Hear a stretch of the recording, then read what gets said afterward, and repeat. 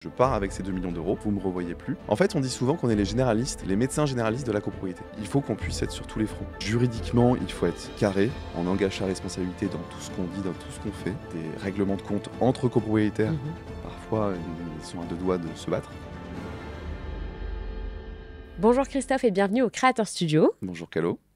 Christophe, aujourd'hui tu vas nous parler de ton métier puisque tu es syndic de copropriété dans la région PACA. Mais tu vas d'abord commencer par nous expliquer ton parcours professionnel et comment tu en es arrivé là. Ok. Donc là, j'ai 33 ans actuellement. J'ai démarré le métier, j'avais 21 ans en tant que comptable copropriété. Après une licence en droit, je me suis dit pourquoi pas. Après, mon père baignait un petit peu là-dedans, donc j'ai suivi un petit peu le flow. 21 ans, donc j'ai fait ma licence.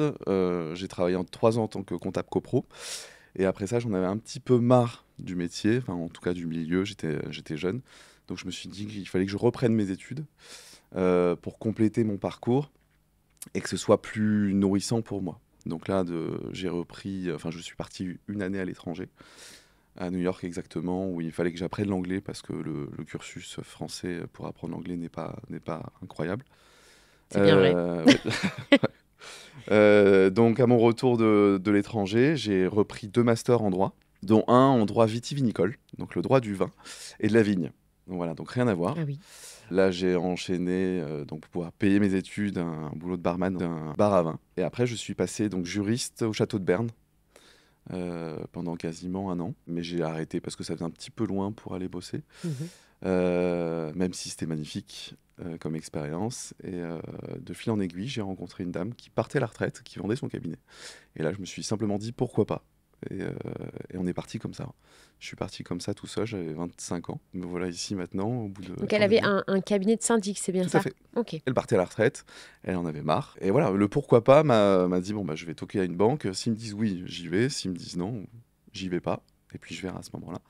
Et ils m'ont dit oui, et ça fait bientôt 8 ans. Donc, Très ambitieux quand même, ouais. 25 ans de se Oui, lancer. de reprendre dans ce métier-là, de reprendre un cabinet et de vouloir percer entre guillemets dans ce métier-là.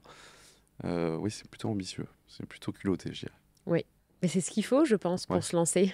Alors explique-nous un petit peu le métier de syndic, mais surtout la vision qu'on a de base sur ce métier, en fait. Alors, le métier de syndic est relativement simple dans ce qu'il est, complexe dans ce qu'on fait. Simple dans ce qu'il est, c'est-à-dire qu'on administre les parties communes d'un immeuble. Donc, je parle bien de toutes les parties communes et non pas les appartements, les parties privatives, aussi bien administrativement, financièrement que juridiquement. Donc là, c'est globalement ce qu'on doit faire. Après, il y a plein de tâches qui viennent se greffer à tout ça. Technique, administratif, déclaration de sinistre, suivi de chantier. Enfin, il y a énormément de choses, je ne vais pas les énumérer. Et donc, du coup, ce qui fait que c'est très complexe, parce qu'il y a énormément de choses à faire, à accomplir, à suivre. Et surtout, juridiquement, il faut être carré. On engage sa responsabilité dans tout ce qu'on dit, dans tout ce qu'on fait. Donc, il faut être pragmatique, rigoureux. Et en même temps, pas trop se prendre au sérieux parce que justement, c'est un métier déjà très, comment dire, complexe et on s'enferme dans quelque chose de très rigoureux. Donc je pense qu'il faut arriver à lâcher prise aussi de temps en temps, quand même. Et alors, c'est quoi cette vision, cette mauvaise vision Ah, qu'on a des syndics? Parce que c'est vrai qu'en général, on n'est pas toujours très content et pas toujours très sympa. alors, en fait, dès qu'on dit qu'on est syndic de copropriété, quel que soit le contexte, aussi bien professionnel, alors souvent le contexte professionnel, c'est-à-dire, bon, qu'est-ce que tu fais dans la vie? Moi, je suis syndic de copropriété. Ah, voilà. Comment tu fais? T'as du courage. Ah, j'ai plein d'expériences à te raconter avec mon syndic, c'est un peu la catastrophe. Donc, on a toujours eu une très mauvaise image, mais moi, hein, je suis pas syndic de ma résidence principale, Ah oui. et j'ai une mauvaise image de mon syndic où j'habite. Et à chaque fois, je me dis, en fait, c'est tout ce que je ne veux pas faire. Et j'ai l'impression que c'est une image qui est ancrée, qui est là depuis tant d'années, puisque à l'époque, c'était un métier qui n'était pas trop régulé. Il n'y avait pas trop de lois là-dessus. Les lois sont plutôt récentes. même si elles vont avoir 50, 60 ans. Et puis c'est un métier où il y a eu quand même beaucoup de malversations. Il peut y en avoir aussi, encore. Il y a un article sur Nice Matin qui est paru il n'y a pas longtemps, sur des malversations de syndics, de certains syndics. Donc voilà, c'est un métier qui a besoin d'être un peu redoré et surtout démystifié, quoi, complètement. Et alors, est-ce qu'aujourd'hui, la vision a quand même changé comparé à avant? Est-ce qu'on en parle un peu plus? Est-ce qu'on explique plus le métier de syndic? Est-ce que on peut parler des propriétaires, parce qu'en général, tu gères plus les propriétaires, comprennent mieux ce que vous faites? Alors, j'essaye d'être pédagogue. On essaye, mon équipe et moi, d'être pédagogue. Quand il y a des nouveaux copropriétaires, donc des acquéreurs qui achètent dans un immeuble, on a une petite fiche de présentation sur qui fait quoi, le rôle du conseil syndical, le rôle du syndic. Voilà, on essaye d'éduquer, de raconter un peu notre métier aux gens, dès qu'on peut. Et dès qu'ils le comprennent, les choses sont quand même plus faciles et plus fluides. Voilà, ils savent ce qu'il y a derrière les charges de copropriété. Bien souvent, les gens pensent que quand on paye le trimestre de charges, on paye le syndic. Et ben non, on ne paye pas le syndic. Il y a une partie de nos honoraires qui sont dans les charges, qui sont infimes, qui sont généralement de l'ordre de 150 € à 180 € par appartement et par an. Donc ce qui n'est pas TTC, donc ce qui n'est pas non plus énorme. Tout est relatif, mais ce n'est pas non plus énorme pour le travail qu'on doit accomplir. Donc voilà, derrière les charges de copropriété, les gens doivent savoir ce qu'il y a. Et ça ne doit pas être opaque. En fait, c'est un métier qui doit être... Pour être doré, c'est un métier qui doit être transparent, où on doit dire les choses, on doit communiquer, et on ne doit pas essayer de cacher des choses, voilà, des dépenses qui ont été faites. Voilà, ça peut nous arriver de faire des bêtises, de signer des devis un peu trop à la va-vite parce qu'il fallait le faire, etc., sans l'accord du conseil syndical. Mais tant qu'on est transparent et on communique sur le pourquoi du comment, pourquoi on a fait ça, les gens sont quand même beaucoup plus compréhensifs sur notre métier et sur ce qu'on fait. Et justement, est-ce que tu peux m'expliquer un petit peu en quoi ça consiste, être syndic, par exemple, soit une journée type? Une journée type? Ah, il n'y a pas de journée type. J'imagine. Il n'y a pas de journée type. Mais ça va être, en fait, gérer toutes les parties communes de l'immeuble. Ça va être moi, tous les jours, un portail qui est tombé en panne. On peut l'avoir une fois, l'information, un copropriétaire qui vous appelle, le portail est en panne. On peut avoir 5-6 appels, parce que personne ne sait si l'information nous a été transmise. Donc on doit recevoir ces informations. Parfois, on s'est répété, mais c'est pas grave. Donc on reçoit l'information et on traite. Donc ça va être un coup de fil à l'entreprise en disant le portail est en panne, merci d'intervenir. Sauf qu'il faut généralement doubler ça par un mail, donc ce qu'on appelle une OS, un ordre d'intervention. Donc ça doit être doublé par mail, où généralement on envoie le mail, puis on appelle l'entreprise en disant voilà, il y a telle problématique, quand est-ce que vous pouvez agir, est-ce que vous pouvez y aller tout de suite, pour qu'on puisse après nous répondre aux copropriétaires. Nous avons mandaté l'entreprise, donc nous on a fait notre travail à notre niveau, maintenant on attend un retour. Bien souvent, il faut relancer l'entreprise. Oui. Si le lendemain, l'ascenseur est toujours en panne, il faut qu'on puisse se mettre un rappel en se disant ah oui, sur telle copropriété, l'ascenseur est toujours en panne. Donc il faut relancer. Il faut communiquer auprès des copropriétaires en disant telle raison, voilà, pour qu'ils puissent comprendre que c'est pas notre faute. On n'est pas technicien, je ne vais pas aller sur la copropriété pour réparer l'ascenseur. Mais parfois, il y a l'amalgame. C'est-à-dire que c'est votre faute, l'ascenseur est toujours en panne. Voilà, notre métier s'arrête à l'administratif là-dessus. Ça va être donc le portail, l'ascenseur, une fuite. C'est-à-dire que vous avez une fuite chez vous qui vous apparaît dans l'appartement. Bien souvent, le premier réflexe, on contacte le syndic. Et bien souvent, le syndic prend le relais. C'est-à-dire que là, on missionne une recherche de fuite. En fonction du résultat et du rapport de recherche de fuite, là on agit. Si la fuite provient de l'appartement du dessus et que c'est privatif, là on vous dira, bah, écoutez, c'est privatif, faites un constat amiable dégâts des eaux avec votre voisin du dessus, et puis nous, notre rôle s'arrête là. Après, si l'origine de la fuite provient d'une partie commune, bah, là on agit. On envoie le plombier, merci de faire un devis, et en fonction du montant de la réparation, bah, là on peut agir, soit dans l'urgence. En fonction des montants, on signe le devis, on y va. Et puis parfois, ça peut être des réparations à 5-6 000 € sur une colonne complète.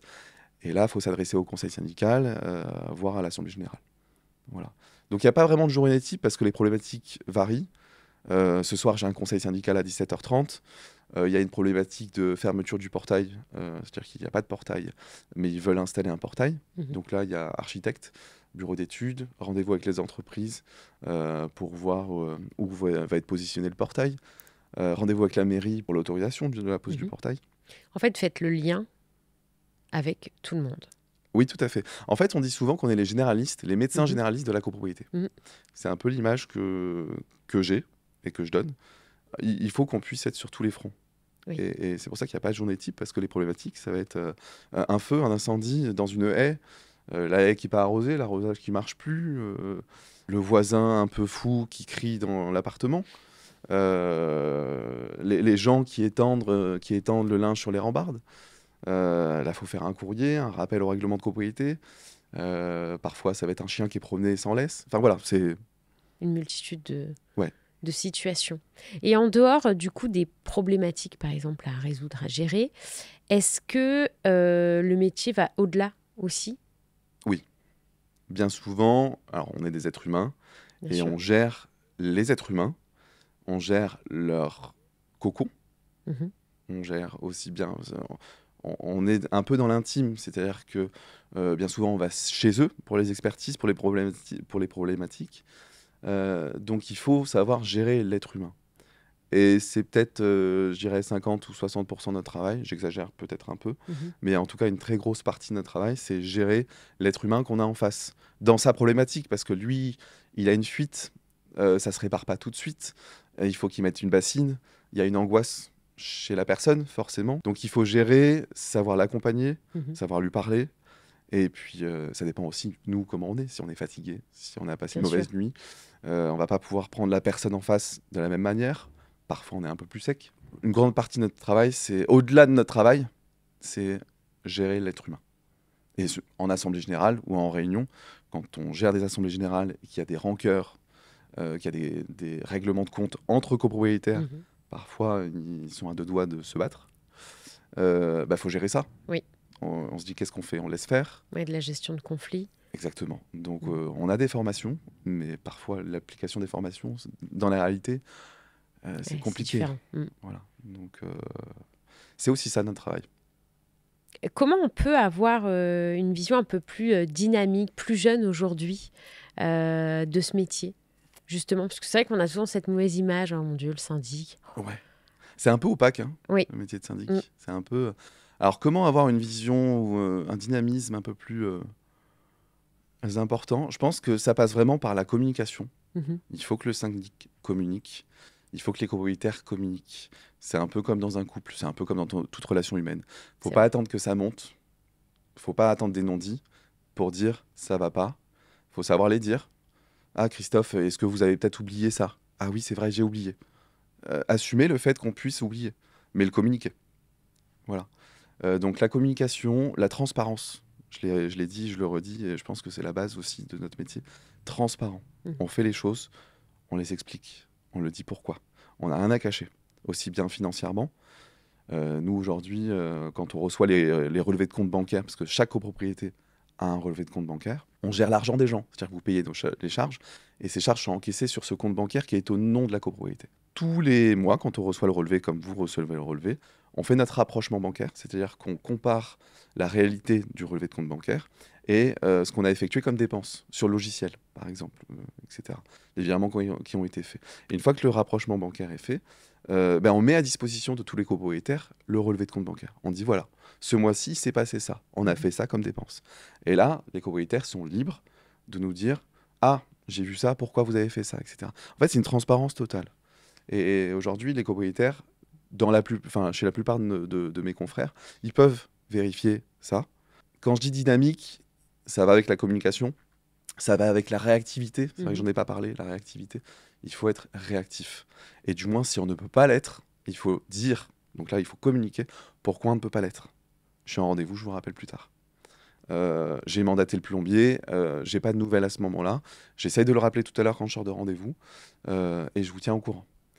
Mais il faut tenir au courant. Oui. Voilà. Et c'est vrai que parfois, on n'a pas le temps, parce qu'on a des journées, comme tout le monde, un peu conséquentes. Il ne faut pas oublier, ah oui, c'est vrai, il faut que je rappelle telle personne, il faut que je lui dise, voilà, j'ai pas de nouvelles, mais je m'en occupe. Voilà. Faut être très organisé. Et il faut être super organisé. Et voilà, il y a des couacs, forcément. Bien on sûr. n'est pas parfait. Mais voilà, le dynamisme, c'est réactivité, communication Mhm. et transparence. Je pense que c'est les maîtres mots du métier aujourd'hui, si on veut un peu le dépoussiérer. Donc il y a de la gestion de conflits, de Ouais. problématiques, mais aussi l'organisation des assemblées. Oui. Est-ce que c'est vous aussi qui vous occupez justement de se dire, bah tiens, là, l'immeuble a besoin Alors parfois on voit des choses, voilà, ouais. d'entretien, de ces choses-là, où c'est obligatoirement aux propriétaires d'y penser, ou c'est plutôt votre rôle à vous? C'est un travail d'équipe. D'accord. C'est un travail d'équipe et tout dépend de l'implication des copropriétaires. Mhm. J'ai des copropriétés où ce ne sont que des résidences secondaires, voire que des bailleurs. C'est que des gens qui louent. Les locataires, bien souvent, s'inquiètent pas trop de l'état de l'immeuble. Bien sûr. Ça arrive. Des fois, j'ai des locataires qui m'appellent en disant « Bon, je suis locataire, mais mon propriétaire s'en moque un petit peu. Voilà, il y a telle information que je dois vous passer. » Donc, pour moi, c'est un travail d'équipe. Ça dépend donc de l'implication des copropriétaires. Si on voit que les copropriétaires sont pas trop impliqués dans la copropriété, on doit être plus présent. Peut-être passer un peu plus souvent sur la copro. Après, nous, on a une vision, on a l'habitude des problématiques. Oui. Ça va être les problématiques de fuite, par exemple, de moisissures. Souvent, les gens nous envoient des photos en disant voilà, il y a des moisissures, il y a une fuite. Non, tout de suite, moisissure ne veut pas dire fuite. Mm. Voilà. Et là, il faut qu'on soit là pour expliquer. Donc, c'est un travail d'équipe bien souvent. J'ai les conseils syndicaux qui sont ultra présents. On s'appelle peut-être une fois par jour, ou quand il y a un gardien aussi. Oui. Le gardien, c'est ultra important. J'ai une copropriété où le gardien, on s'appelle tous les jours, parce qu'ils sont 150 copropriétaires, et il faut un suivi. C'est-à-dire qu'on n'est pas, nous, gardiens, c'est-à-dire qu'on ne va pas sur les immeubles tous les jours, mais il faut qu'on puisse être informé. Et comme on n'est pas gardien, s'il y a une problématique sur un immeuble, eh ben, on ne peut pas le deviner. Bien sûr. On ne peut pas le savoir. Et bien souvent, on nous reproche oui, à cette problématique, vous n'avez rien fait. Oui, mais je n'ai pas été informé en amont. Donc, je ne peux pas réagir. Donc, c'est un travail d'équipe. Voilà, il faut... Si j'ai un message à faire passer, c'est vraiment communiquer. Si vous habitez dans un immeuble, que vous soyez locataire ou propriétaire, si vous voyez une problématique qui vous paraît... quelque chose qui vous paraît anormal dans un immeuble, il faut en parler à votre propriétaire si vous êtes locataire, ou si vous êtes copropriétaire, envoyez un petit mail au syndic. Voilà, j'ai remarqué ça. Est-ce que pour vous, c'est un problème? Il faut envoyer une photo, et bien souvent, on réagit. Ah oui, ça me paraît important, j'envoie quelqu'un. Ou je me déplace. Oui. Attendez, je viens voir. Avant d'envoyer une entreprise, je viens voir. Je préfère visualiser la problématique et vous dire, OK, bon, le problème, c'est plus ça, c'est plus ça. Ou on peut dire, non, finalement, il ne se passe rien, c'est pas très grave, vous inquiétez pas. Voilà, c'est notre rôle. Est-ce que tu aurais une anecdote à nous raconter, quelque chose vraiment qui se serait passé Ça fait 8 ans maintenant? Oui. Ah, j'en ai plein. Oui, j'imagine. Est-ce qu'il y en a une en particulier? Ça dépend quel type d'anecdote ça va être du conflit, ça va être... Quelque chose qu'il a fallu gérer et qui a été quand même assez... Alors, j'ai une anecdote, c'est un peu... J'en ai une qui me vient, là, comme voilà. ça. J'ai une copropriétaire qui a fait une commande d'un émetteur pour le portail. L'entreprise qui est censée programmer... Donc, la propriétaire nous fait une demande. Nous, on envoie l'ordre de mission à la société en disant merci de programmer un émetteur au nom de Madame Intel. L'entreprise a été plus longue parce que submergée. Il y a eu un arrêt maladie dans l'équipe. Voilà, l'émetteur a mis 10 jours à être programmé. Malheureusement, on n'y peut rien. Nous, on peut mettre la pression, voilà, essayez de vous bouger un petit peu, il y a une urgence. La copropriétaire nous a pas parlé de la problématique. En fait, la problématique, c'est que son mari avait un cancer en phase bien avancée et il avait besoin de soins. Et il fallait pouvoir libérer des accès facilement, etc. etc. Et la dame, voilà, au bout de 10 jours, est venue au cabinet et elle a fait voilà, elle nous a crié dessus. Donc c'était pas normal. Et, voilà. Mais elle était dans tous ses états. Et là, mon rôle, c'est, voilà, elle était pas bien, elle pleurait. Et vous avez en face de vous quelqu'un qui pleure en sanglots et qui n'explique pas pourquoi. Et on parle juste d'un émetteur. Bien sûr. Et on n'avait pas toutes les informations. Et là, en sanglots, elle nous raconte ça. Et moi, voilà, j'ai eu... on est des êtres humains. Bien sûr. J'ai eu beaucoup d'empathie pour elle. Et là, j'ai dit, OK, je comprends mieux la situation, je suis désolé. On n'avait pas toutes les informations. Et puis, j'ai fait quelque chose qui n'est pas habituel dans nos métiers, parce qu'on n'a pas le temps, etc. C'est-à-dire que j'ai pris ma voiture, J'ai retardé mon rendez-vous d'après. Je suis Mhm. allé chez l'entreprise, donc qui devait programmer l'émetteur. Voilà, j'ai attendu 5 minutes, faites-moi l'émetteur tout de suite. Et je suis allé déposer, donc jusqu'à Cannes, dans la boîte aux lettres de cette dame. Et je lui ai envoyé un SMS, l'émetteur est dans la boîte aux lettres. Oui. Voilà, c'est au-delà de notre métier, Mhm. au-delà de notre mission. On n'est pas forcément payé pour ce que j'ai fait à ce moment-là. Mais il y a un moment donné, voilà, c'était important De réagir, humainement de oui. réagir. Mm. C'est une petite anecdote mi-humaine, mi-technique. Mm. Voilà. Mais il y en a plein. Ah, c'était une belle anecdote en tout cas. Ouais. Alors maintenant, on va reparler un petit peu des charges de copropriété parce que je pense que c'est un sujet que Oui, tout le monde important. souhaite détailler. Oui. Exactement, est-ce que tu peux nous expliquer quand on paye des charges de copropriété, on paye quoi? Alors, je vais essayer de faire court parce que ça peut être très long. Alors, ça dépend du budget d'un immeuble. Ça dépend si vous êtes 6 dans un immeuble, ça dépend si vous êtes 150. Mhm. Mais chaque immeuble a un budget de dépenses en fonction de clés de répartition de charges. C'est-à-dire que s'il y a un bâtiment A, il y a un certain budget pour le bâtiment A. S'il y a un bâtiment B, etc. Pour le portail, il y a aussi un budget. Donc, chaque copropriété a un budget qui est voté en assemblée générale. Le budget généralement année civile, donc 2025 par exemple. Et dans le budget, vous avez l'électricité des parties communes, s'il y a un ascenseur, la lumière. Mhm. Donc là, vous avez une ligne électricité, avec le montant qui, généralement, représente peu ou prou celui qui a été payé l'année dernière. Donc on budgétise en 2025 le montant que EDF ou d'autres fournisseurs nous ont facturé sur l'année passée. Donc ça, électricité. Ensuite, très important, l'assurance de l'immeuble. Derrière vos assurances personnelles, Oui. donc vous avez l'assurance du locataire, l'assurance du propriétaire non occupant, l'assurance du propriétaire. Et au-dessus de tout ça, vous avez l'assurance de la copro qui chapeaute un petit peu le tout.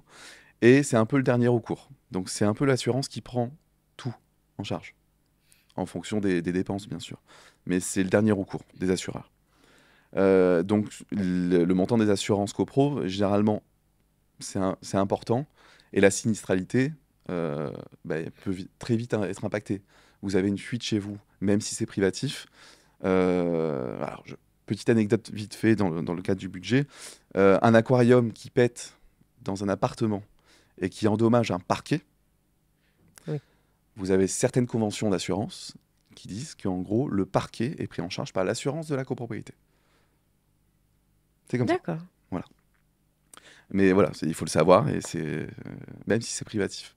Donc, l'assurance de la copropriété est impactée, puisqu'elle va payer un sinistre. Les copropriétaires ne le voient pas, mais elle paye le sinistre. C'est-à-dire que votre assurance va faire un recours contre l'assurance de la copropriété. Nous, on ne va rien voir passer, mais l'assurance de la copropriété va payer, va vous rembourser le parquet. Voilà. Donc, vous avez cette ligne qui est l'assurance de la copropriété, qui est un poste très important. Ensuite, vous avez les honoraires de syndic. Mhm. Donc 150-180 euros par appartement et par an, en moyenne. Dans la région, à Paris, je sais que c'est un peu plus cher. Et ensuite, vous avez plein d'autres dépenses. Ça va être le portail, la maintenance du portail, la sécurité incendie, s'il y a des extincteurs dans la copro, un bac à sable en sous-sol pour les incendies, un skydome dans une cage d'escalier. Tout ça, ça a un coût, la maintenance. Ensuite, vous avez la piscine. Forcément. Maintenance, l'entretien l'entreprise qui se déplace toutes les semaines en été ou tous les mois en hiver, etc., pour entretenir la piscine. Le jardin, Mhm. ça dépend de la taille du jardin. Le gardien, les salaires, forcément. Et en fait, tout ça mis bout à bout, vous avez un montant global Mhm. de charges. Et chaque appartement a des tantièmes de copropriété, donc une quote-part des parties communes, en fait. Donc, on parle parfois en 10 millième, enfin peu importe. Vous avez un pourcentage de chaque appartement qui doit être payé dans ce budget. Et D'accord. après, imaginez, vous avez 15% de l'immeuble, et s'il n'y a qu'une clé de répartition, vous payez 15% des charges, divisé en 4 trimestres. Donc, un par trimestre. Voilà. Quand on appelle les charges à chaque trimestre et que vous faites le chèque, derrière votre chèque, il y a toutes ces charges, il y a toutes ces dépenses. Voilà. Vous ne payez pas le syndic, vous payez vos charges au syndic, Oui. mais vous ne payez pas le syndic, même si c'est en partie. Mhm. Et puis nous, on s'occupe des dépenses. On reçoit les factures, on paye les factures. Et après, vous répartissez du Et coup. après, on répartit. Et en fin d'année en comptable, on fait le bilan. Voilà le budget qui a été voté. Voilà les dépenses réalisées. On a dépassé, on a fait des économies. Et là, à la fin de l'année comptable, souvent en assemblée générale, si les comptes sont approuvés en assemblée générale, Là, soit on rembourse de l'argent aux copropriétaires si on a fait des économies, soit on appelle de l'argent aux copropriétaires en disant on a fait plus de dépenses que prévu, justifier, il faut justifier les dépenses. Voilà, ça va vous coûter un petit peu plus cher que l'année passée, mais il y a une raison. Voilà. Ok. Donc derrière vos charges, il y a ça. Merci en tout cas pour cette explication. Je pense Plaisir. qu'on comprend mieux. Ouais. Tu as beaucoup parlé là, notamment quand tu expliquais pour les charges de copropriété, qu'il y a des lois, Oui. qu'il y a certainement des normes à respecter. Il y a beaucoup de choses à savoir en tant Oui. que syndic, Oui. parce que vous devez aussi expliquer parfois des situations. Oui. C'est quoi l'encadrement justement de ce Alors, métier-là? il y a une loi tu- principale. En fait, il n'y a pas de code de copropriété. D'accord. Vous pouvez l'acheter, il existe. C'est un code de copropriété, mais en fait, ce n'est pas un code tel qu'on l'entend. Il n'y a pas d'article, article numéro 1, 2, 3 du code. C'est un amas de jurisprudence, donc de jugements qui ont été rendus par les tribunaux au cours d'appel, au cours de cassation. Donc, dans ce code, il y a cet amas de jurisprudence. Et surtout, la loi du 10 juillet 65. Donc, ça, c'est notre livre de chevet. C'est une loi qui est souvent modifiée, une fois tous les 2, 3, 4 ans, ça dépend. On doit se référer à cette loi pour la plupart des choses qu'on gère. Mhm. Et si la loi n'est pas assez précise, on va dans la jurisprudence pour étoffer nos décisions. Après, on ne peut pas tout connaître par cœur. Bien sûr. On a beaucoup de choses en tête. Parfois, on a des doutes. Donc, on se dit, attendez, je vais vérifier, je vais revérifier.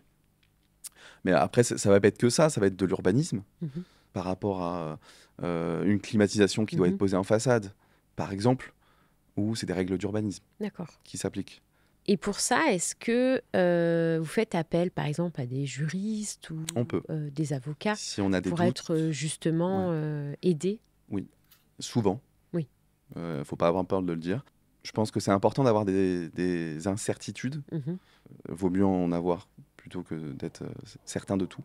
Bien sûr. Et dans ce cas-là, voilà, on pose des questions. J'ai un doute sur ça, est-ce que vous pouvez m'aider? Ça nous arrive souvent. On a, nous, par exemple, à Lofname, FNAIM, un partenariat avec un cabinet d'avocats local, où il y a un service juridique également, où voilà, on peut se référer à ce service juridique si on a un doute. Oui. Il faut oser le faire, tout simplement. Parce qu'on n'est pas parfait, on ne sait pas tout le temps. Oui. Donc c'est important de douter. Oui, il y a certaines choses, je pense, qui peuvent être répétitives et qu'aujourd'hui, Oui, voilà, vous c'est habituel, connaissez. on sait. Et puis, il y a des choses, forcément, où vous avez besoin de faire appel à... Ouais. Il y a des situations un peu plus complexes que d'autres qui Oui. méritent un peu plus de temps, un peu plus de recul et de précision. Mhm. Voilà. Donc il faut pas se louper parce qu'on a un métier avec beaucoup de responsabilités et on paye des assurances pour ça. Ça j'ai oublié de le mentionner, c'est-à-dire qu'on a ce qu'on appelle une garantie financière. C'est-à-dire que comme on gère l'argent des gens, on gère l'argent des copropriétés. Oui. Tout ça, on a de l'argent qui dort à la banque. Là, par exemple, moi, je gère un peu plus de 2 millions d'euros, qui n'est pas, bien sûr, mon argent. Mhm. Et on doit assurer cet argent. C'est-à-dire que demain, si je deviens fou et que je pars avec la caisse, comme souvent on dit, je pars avec ces 2 millions d'euros, vous me revoyez plus. On paye une assurance, si jamais je fais ça, pour rembourser l'argent des gens, parce que cet argent appartient aux gens. Ok. Donc ça, c'est vachement important. Et aujourd'hui, tu gères... c'est une agence que tu as? C'est un cabinet de syndic. Un cabinet de Mais, syndic, pardon. on fait un peu de... C'est aussi une agence immobilière parce que D'accord. j'ai un collaborateur qui fait de la transaction. Donc, voilà, on parle d'un cabinet de syndic principalement. Et aujourd'hui, tu gères combien de copropriétaires? On gère un peu plus de 2800 copropriétaires. Donc 2800 lots principaux, ce qu'on appelle, ce qui représente 2800 appartements à peu près. Voilà. Alors, comment ça se gère, ça, au quotidien? Parce que c'est quand même un sacré chiffre, Oui. 2800. Vous avez la Je ne possibilité sais pas d'avoir combien 2800 vous êtes dans ton équipe, mais voilà. Comment ça se passe, en fait, au niveau organisation? Alors, 2800 copropriétaires, ce qui veut dire qu'on peut avoir 2800 inputs, Mhm. qu'on peut avoir 2800 appels, 2800 mails. Bon, c'est jamais le cas, c'est réparti, heureusement. Heureusement. Mais voilà, si sur une copropriété, le portail est ouvert, bloqué ouvert, s'ils sont 150, vous pouvez facilement avoir 15 mails. parce que les gens parlent pas entre eux en disant Bien j'ai sûr. envoyé un mail au syndic pour dire que. Donc Il on n'y a a pas 15 un mails. groupe WhatsApp entre eux. Ça peut arriver, Ça mais peut c'est rare. arriver, mais en général, les grosses, Voilà. grosses Voilà, c'est résidences. rare. Donc il faut répondre à tous ces gens. Mhm. Je m'en suis occupé. Ça prend du temps quand même. Oui. C'est pas grand-chose, mais ça prend un petit peu de temps. Donc 2800 copropriétaires, ça peut être 2800, c'est 2800 clients. Oui. Parce que, en fait, nous, notre contrat, on a un contrat avec la copropriété. Donc la copropriété qui s'appelle le syndicat des copropriétaires, c'est une personne morale. Donc on a un contrat avec cette personne. D'accord. Sauf que dans chaque immeuble, vous avez des habitants. Mhm. Et vous pouvez en avoir 2, comme 150, comme 600, peu importe. Et finalement, on n'a pas... Moi, j'ai 110 copropriétés à gérer, par exemple. C'est pas 110 clients, c'est 2800 clients. Donc 2800 êtres humains qui ont des frustrations parfois, des états d'âme, qui sont fatigués. Donc 2800 personnes à gérer en fonction des problématiques qui vont avec. Donc c'est un peu fatigant parfois, éreintant, mais passionnant. Et vous êtes combien, du coup, pour Dans gérer l'équipe, ça? on est bientôt 8. Oh, bien. En tout. Et donc, vous vous répartissez chacun à peu près des... Chacun a son portefeuille d'immeubles. Oui. Même si on est plus ou moins... Alors moi, j'aime bien être au courant de tout. Bien sûr. En tant que dirigeant. Parce qu'on n'est pas à l'abri d'un arrêt maladie, de vacances, tout simplement. Il faut... Comme c'est un métier où il y a des astreintes, il faut qu'on puisse répondre, même si on n'a pas l'information. Donc, j'aime bien être au courant de tout. Sur notre serveur, voilà, on enregistre tout. Comme ça, si mon collaborateur part en vacances et que j'ai un copropriétaire qui me dit où en est ce dossier, voilà, je vais peut-être prendre plus de temps pour répondre, mais au moins, je vais pouvoir aller vérifier où en est le dossier.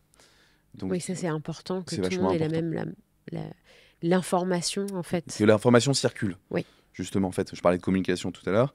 Il faut qu'on communique, nous, entre nous, dans l'équipe, pour qu'on puisse conserver une qualité de service, parce qu'on a un métier de service.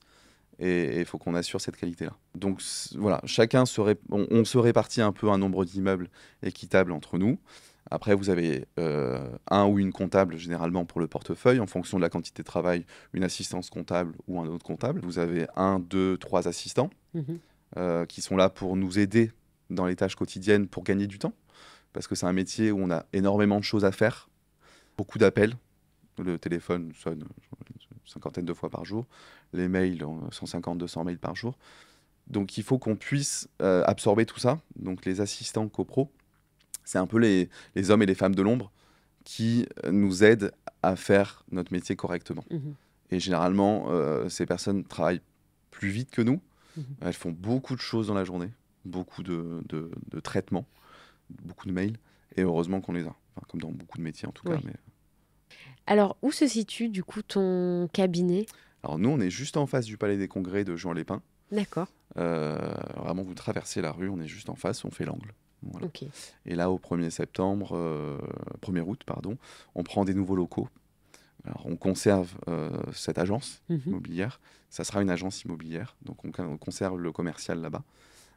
Et nous, syndic, on va dans un appartement à 50 mètres de là, où on a un peu plus d'espace et aussi de tranquillité, parce que c'est un métier où il faut être apaisé, tranquille, pouvoir réfléchir, se concentrer.